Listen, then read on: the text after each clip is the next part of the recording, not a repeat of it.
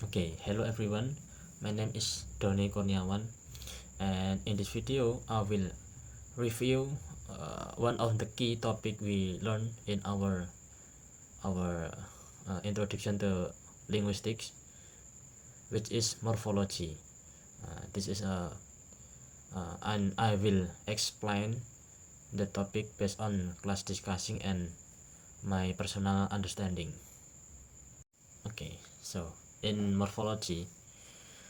Morphology is the branch of linguistics too, that study the internal structure of words.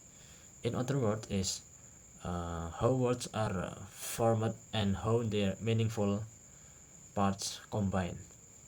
The purpose of learning morphology in this course is to understand how language build words, how meaning change through affixes, and how different word forms relate to each other. Okay, now we in point concept and theory. In class, we learn several major word formation process, includes coinage. Coinage is the creation of a completely new word, often from brand names that become general terms.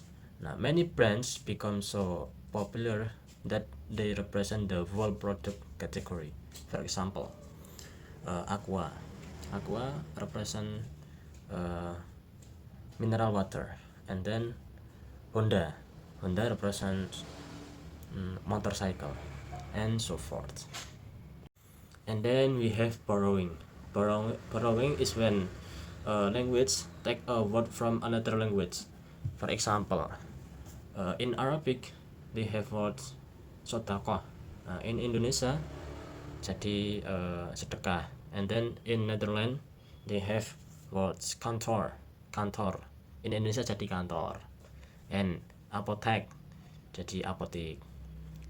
And so forth. And there are compounding. Nah, compounding is combine two or more free morphemes, or full words to create a new word. For example, blackboards, black and board, they are merger jadi blackboard, and foot and ball jadi football, and then homework jadi home and work jadi homework. Ada lagi clipping.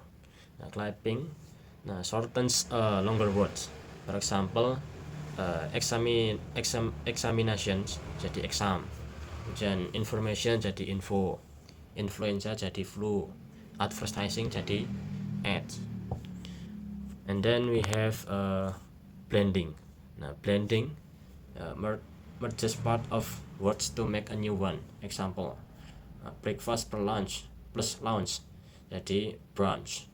And then smoke plus fog jadi smoke. And then motor plus hotel jadi motel. And then there are acronyms and initialism. Acronyms are formed from the initial letters and pronouns like words. Kalau initialisms are spelled letter by letter. Example, NASA. NASA is acronyms. And then UNESCO is also acronyms. And then FBI. Ini initialism.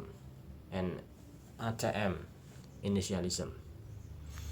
And then for me, some challenges I experienced is distinguishing blending from compounding, and then recognizing coinage because it usually came from culture, and then identifying hidden borrowings, and then understanding whether something is derivations or conversions.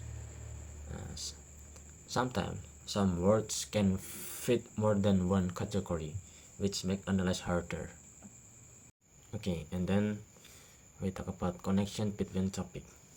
The word formation is connect to morphology and syntax. Derivational morphology change the word class, which affect its syntactic position. For example, teach Nah, teach is a verb, and then teacher, change to teacher. Teacher is noun. Now it functions as a noun phrase head. In conclusions, word formation is an important part of morphology because it explains how language create new vocabulary. I learned that words are not fixed. They evolve through process like coinage, borrowing, compounding, clipping, blending, and many others. To improve learning, I think more example from everyday language would be helpful. For example, word from social media, brand name, and then slang or Indonesian English mix. For myself, I plan to